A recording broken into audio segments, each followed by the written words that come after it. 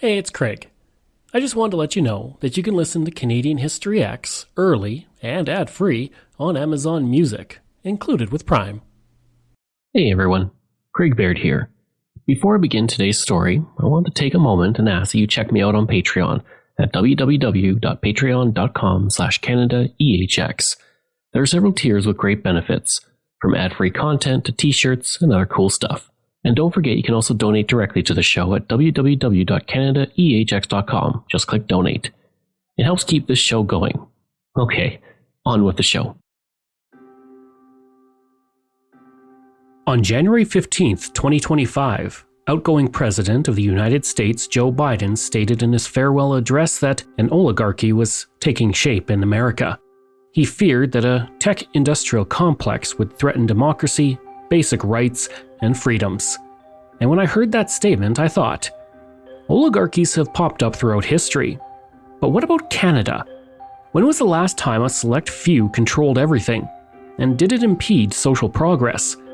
Now, whether that's happening now due to wealth disparity and influence in politics by the rich is a question for another podcast. I look at history, so it's not for me to say. My eyes are always fixed on the past. After all, I'm Craig Baird, this is Canadian History X, and today we travel back to a time when a powerful oligarchy controlled present-day Canada and did everything it could to keep the power away from the people. This is the story of the Family Compact.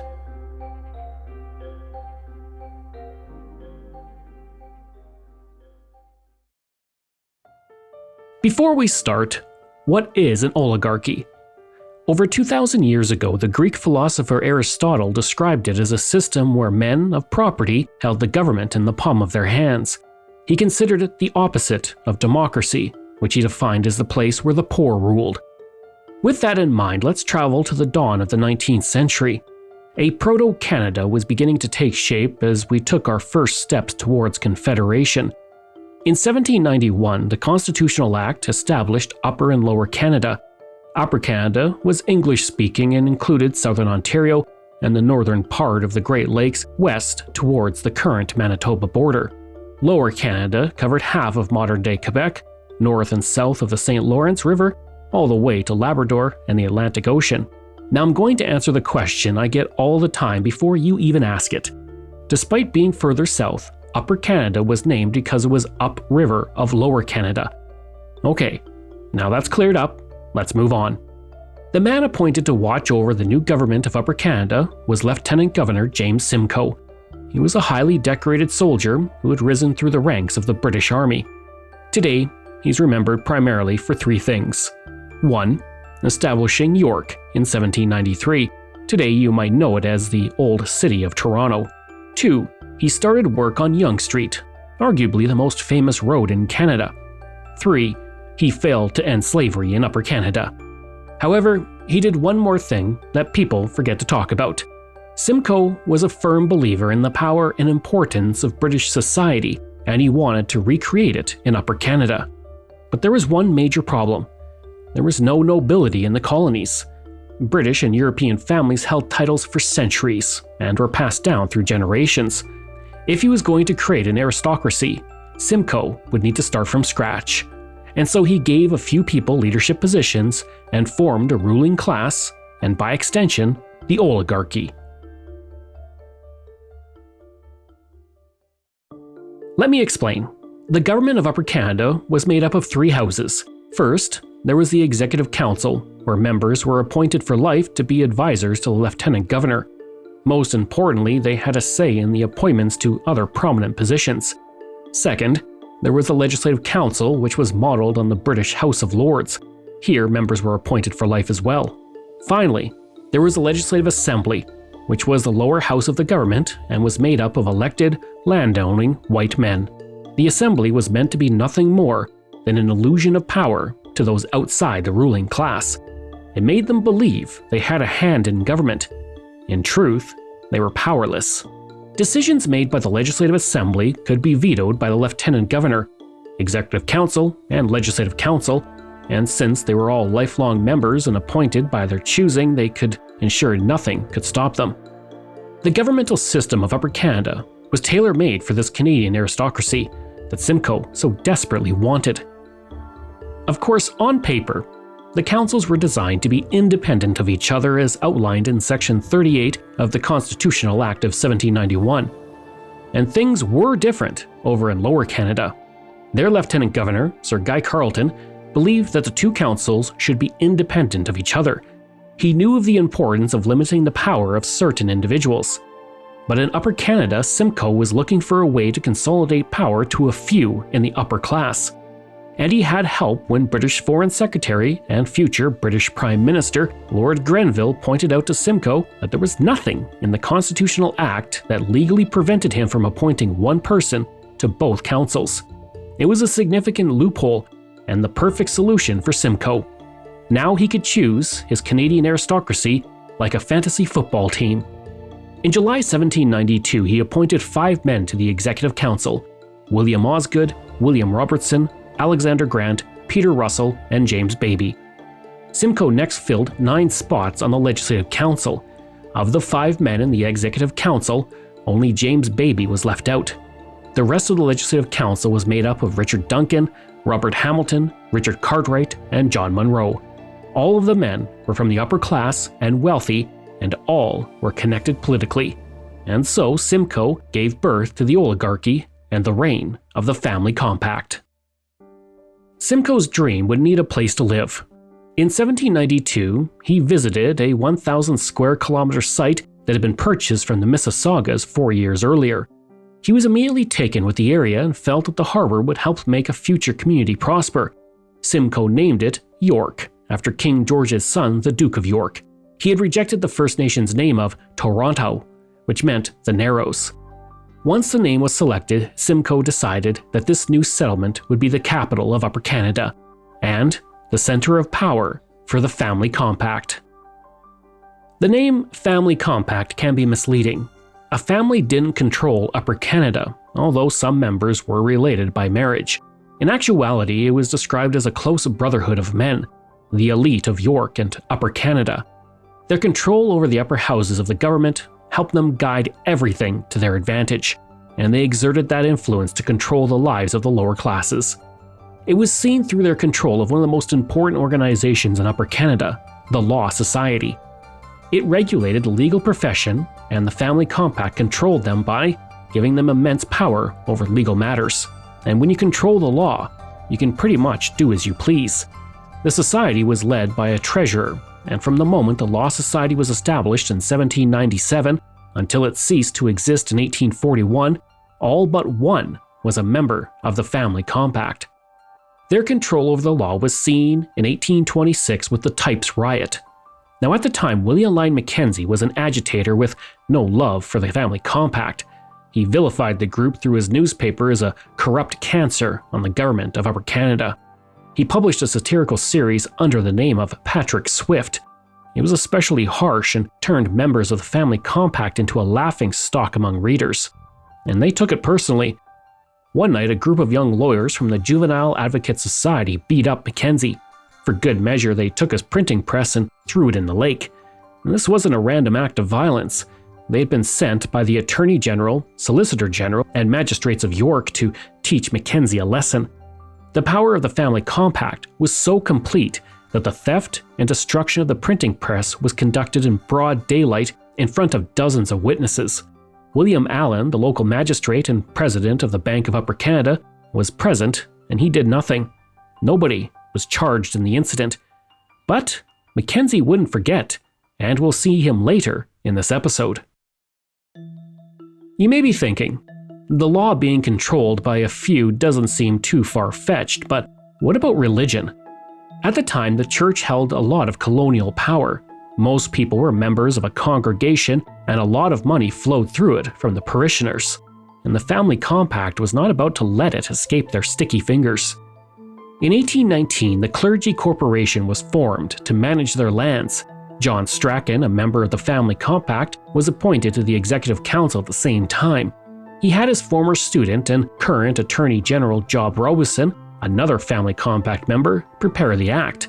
The act created the board of the Clergy Corporation and included positions of Inspector General and Surveyor General, which would be appointed and filled by, you guessed it, the family compact. This allowed them to control religious matters in Upper Canada. And with law and religious control over Upper Canada, it made sense to extend their reach into the banks. The Bank of Upper Canada was formed in 1821 thanks to John Strachan and William Allen. Both were members of the Family Compact, and if you're keeping track, their hands were in a lot of jars. John Strachan was the president of King's College, which allowed him to be closely aligned with the Family Compact. As you just heard, it allowed him to also be involved in religious matters. As for Allen, he had witnessed William Lyon Mackenzie's printing press go into the lake and did nothing about it. He was also a member of both the Executive Council and Legislative Council. Henry John Bolton, another member of the Compact, was the author of the bank's incorporation bill and the bank's lawyer. So if you're keeping track, this family tree looked more and more like a tumbleweed. Of the 8,000 shares issued to the bank, 5,381 were owned by members of the Family Compact. The Lieutenant Governor even appointed 4 of the bank's 15 directors, which were from the Compact. The rest also had links to the group. And during the 1830s, 44 men served as bank directors. 11 sat on the Executive Council, 11 sat on the Legislative Council, and 13 were magistrates in York. Nearly all of them were members of or associated with the Family Compact.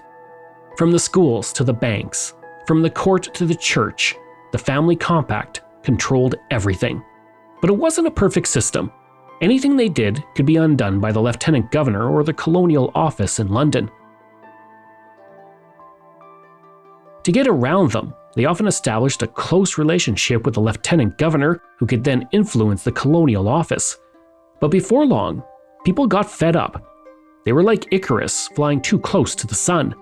The Family Compact didn't know their demise began the day they threw a printing press into the lake. William Lyon Mackenzie was a fresh-faced 25-year-old man from Scotland in 1820, and he was fired up, having just been in Europe where strikes and unrest demanded reform from governments and the ruling class, all inspired by the French Revolution. Upon arriving in York, he set his sights on the Family Compact. 4 years later, he started the Colonial Advocate, which he used to attack the Family Compact in almost every issue. In one issue, he said that the Bank of Canada was, quote, a terrible engine in the hands of the provincial administration, entirely under the thumb of Strachan and his pupils.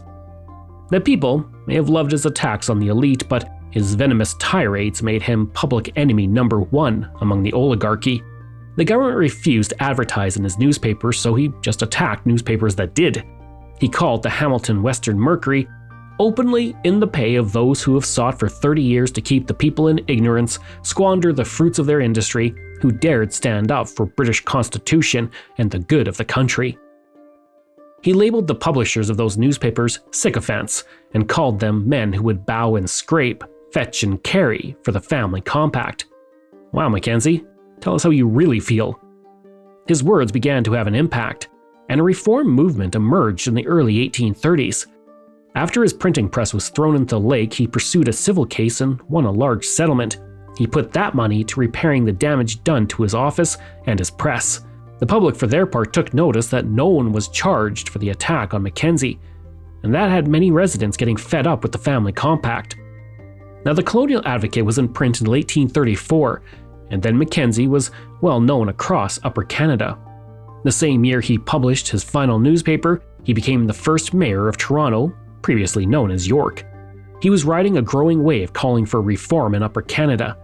In response, in March 1837, the British government stated the Lieutenant Governor's authority was not to be questioned. There would be no responsible government. Realizing that words could only go so far, Mackenzie planned for rebellion. Through the summer of 1837, he organized and advocated for self-government in Upper Canada. His fame brought out large crowds, but he also faced attacks from supporters of the Family Compact. On November 6, 1837, the Lower Canada Rebellion began in response to a need for reform. Seeing his opportunity, Mackenzie gathered those around him and proposed seizing power by force. On December 7, 1837, the Upper Canada Rebellion began, led by William Lyon Mackenzie. Did the rebellion topple the government? No. British forces routed the rebels and Mackenzie fled to the United States. He did return later and even served in the Legislative Assembly from 1851 to 1858. His grandson, William Lyon Mackenzie King became our 10th Prime Minister. He served for 21 years, longer than anyone else in our history. Now, the rebellion may have failed, but change came with time. After the rebellions, the British government realized that it had to do something about the troublesome colony. Lord Durham was sent to Canada, and he released his report calling for reform and self-government. He also condemned the Family Compact for their control over the colony. The report was heavily criticized by the Family Compact, who saw reform as a threat to their power, and they were right to be worried. Although the British government refused responsible government until the end of the decade, they did institute the Act of Union, which combined Upper and Lower Canada into the province of Canada, and that proved to be the death knell for the Family Compact. Charles Thomson was appointed as the first Governor-General of the province of Canada, and he was not a fan of self-government and immediately enacted new laws that strengthened his power. He minimized the power of French Canadians and created a middle party that answered to him. This cut off the Family Compact from power. Squeezed out, the Family Compact organized itself to become the Upper Canada Tories after 1841. Formed by like-minded men considered to be the conservative elite, it existed for the next 26 years until Confederation.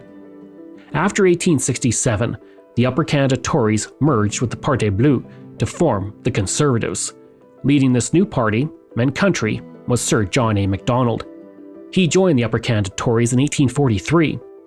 The Conservative Party eventually became the Progressive Conservatives in the 1940s. In the 1980s, a branch broke off to become the Reform Party, as well as the Bloc Québécois. By the early 2000s, the Reform Party became the Canadian Alliance, which merged with the Progressive Conservatives to form the modern Conservative Party of Canada. In a long stretch of evolution and change, the present-day Conservative Party can trace their origins to the Family Compact. But they're not the only ones. Every major political party in Canada has its roots in that group. The Family Compact as it was may be long gone, but we still have an elite who often call the shots. Canadians may wonder just how much their vote truly matters, just like Upper Canadians did 200 years ago. The answer is, it matters more than you think, because as you've learned on this podcast, change comes with time. I hope you enjoyed that episode and our look at the Family Compact.